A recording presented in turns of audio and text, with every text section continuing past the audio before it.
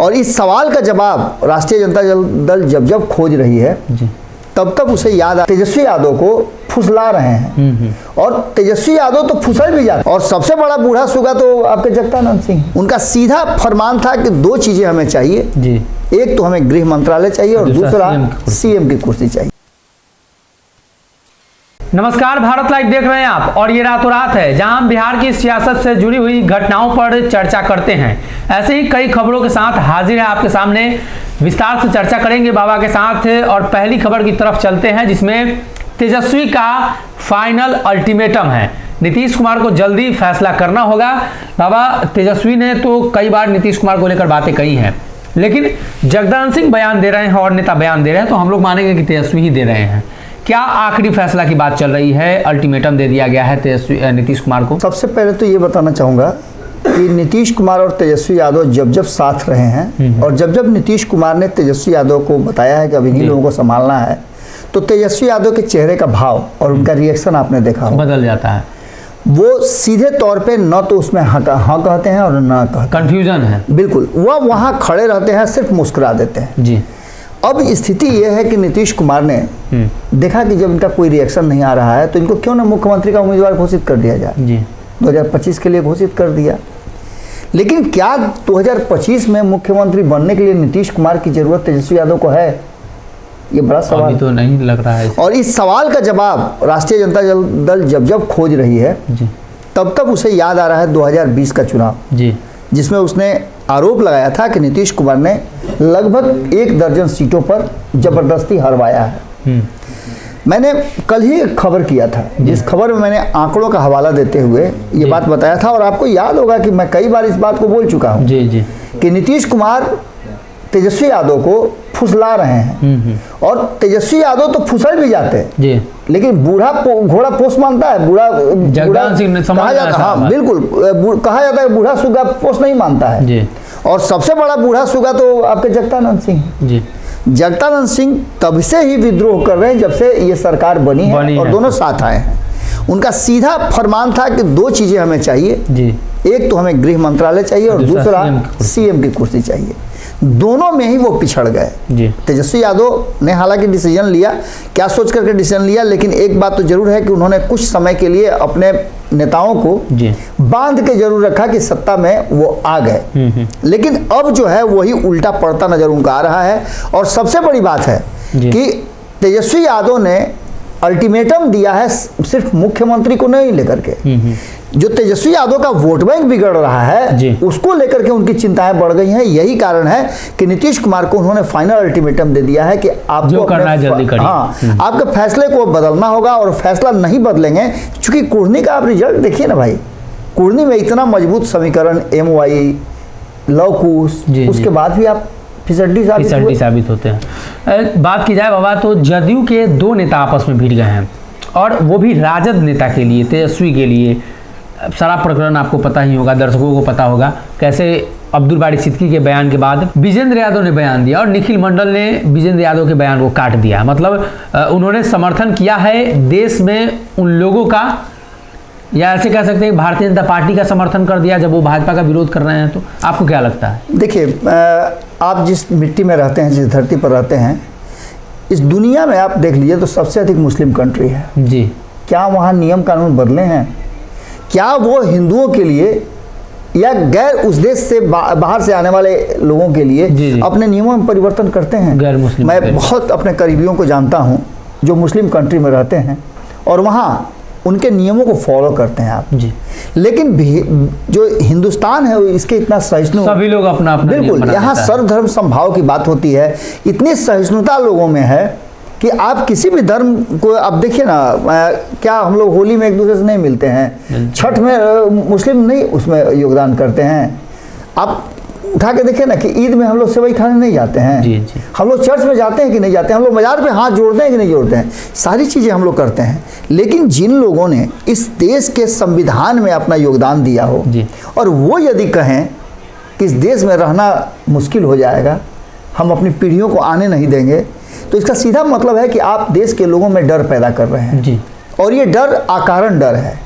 क्योंकि किसी भी हिंदुस्तानी को किसी से भी डरने की जरूरत नहीं है जी। अगर वो हिंदुस्तान के संविधान के अनुसार चलता है।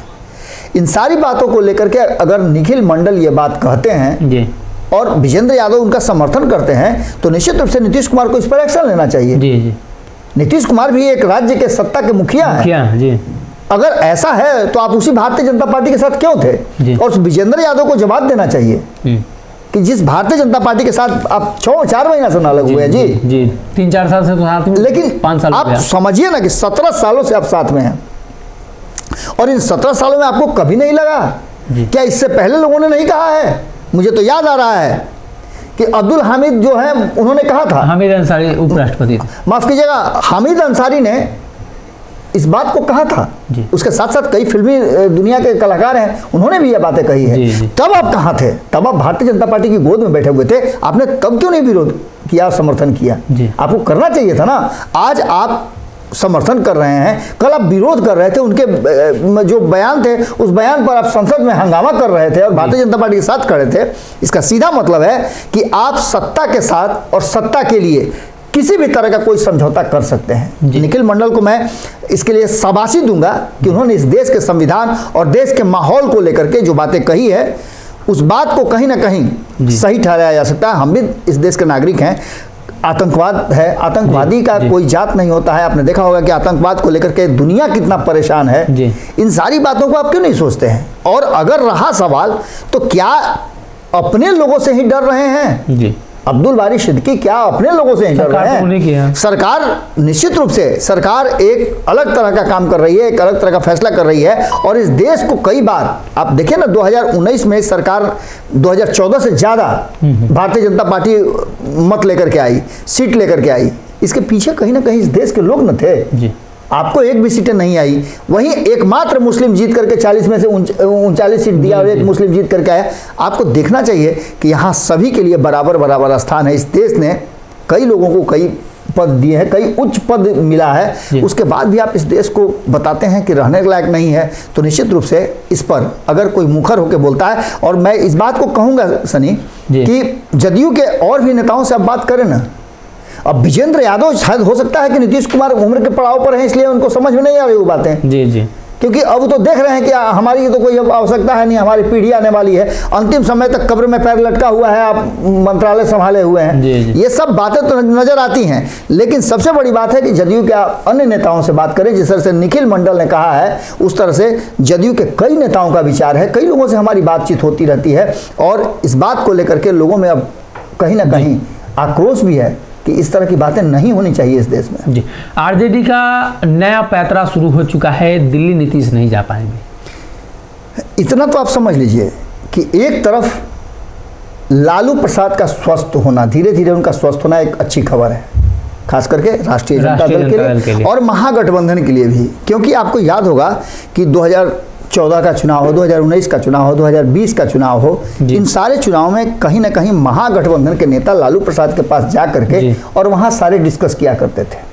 आज लालू प्रसाद के आने से पहले जी बिहार में माहौल आपने देखा होगा, जैसे ही ये जानकारी मिलती है कि लालू प्रसाद स्वस्थ हो रहे हैं और उनके आने का भी टाइम फिक्स हो गया है कि अस्पताल से उन्हें छुट्टी मिल गई है, ये भी खबर आई कि अस्पताल के बगल में उनको रखा गया है, डॉक्टरों की निगरानी में है जी, और 3 महीना के अंदर में वो आ जाएंगे, पहुंचेंगे और सीधे कहा जा रहा है कि पटना पहुंचेंगे।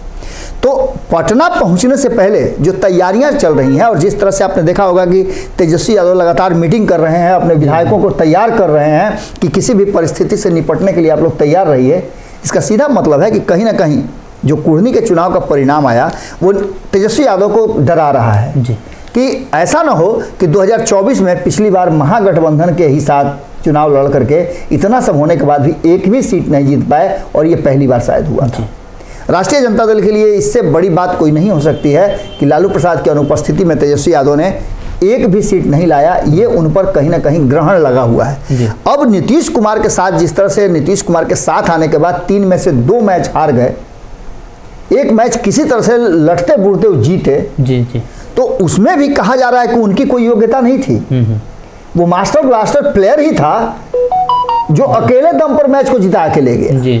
तो ऐसी स्थिति में आप समझ सकते हैं कि तेजस्वी यादव को परेशान होना चाहिए, और तेजस्वी यादव यही कारण है कि अपने MY समीकरण को पूरी तरह से साधने में लग गए हैं। ऐसी स्थिति में उनका जो पैंतरा है, जिस तरह से वो अपने लोगों को एक तरफ कर रहे हैं और दूसरी तरफ लवकुश समीकरण थोड़ा सा हिला डुला हुआ नजर आ रहा है, इस बात को लेकर के नीतीश कुमार के दिल्ली जाने का जो सपना था वो सपना कहीं ना कहीं टूट सकता है। और ये अगर होगा तो इसमें राष्ट्रीय जनता दल की बड़ी भूमिका होगी, क्योंकि राष्ट्रीय जनता दल ने अब गुहार लगा करके अन्य दलों से, जो गैर भाजपाई दल हैं उनसे गुहार लगा करके नीतीश कुमार को स्वीकार करने की आग्रह जरूर किया था, लेकिन किसी ने अब तक आग्रह का लेटर तो नहीं दिया।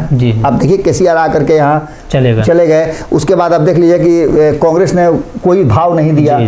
अरविंद केजरीवाल अलग कह रहे हैं, ममता बनर्जी अलग कह रही है, यहाँ अखिलेश यादव भले ही लालू प्रसाद के रहते हुए कहे कि हाँ ठीक है अच्छा है, लेकिन उन्होंने भी तो मुंह मोड़ ही लिया। तो ऐसी स्थिति में नीतीश कुमार का कहीं ना कहीं राष्ट्रीय जनता दल अगर उनके साथ पूरे मन से नहीं रहती है तो दिल्ली जाने का कार्यक्रम उनका स्थगित हो सकता है। तो कहीं ना कहीं तेजस्वी यादव को अब ये स्पष्ट कर चुके हैं कि नीतीश कुमार को फैसला लेना होगा, इसलिए कि अब जो दिन है वो 2024 में गिने चुने हैं। 1 साल 1.5 साल का वक्त है, बड़ा ही महत्वपूर्ण समय है, और नीतीश तेजस्वी की जोड़ी को अगर अच्छा रिजल्ट देना होगा तो तेजस्वी के हाथ में कमान तो बिहार की सौंपनी ही होगी। अगर ये वीडियो पसंद आई और वह बिहार के राजनीति और बिहारियत से सरोकार रखेनी तो सब्सक्राइब बटन दबा के चैनल के सब्सक्राइब कर ली। ओजे एगो घंटी बा, ओकरा बटन दबा देला से कुल सटीक और मारक खबर रुआ मुफ्त में मिल जाई। अगर रुआ पत्रकारिता के हमनी के नया प्रयोग में सहयोग कर चाहतानी तो ज्वाइन बटन दबा दी। पेटीएम नंबर नोट कर ली 9386816700। धन्यवाद।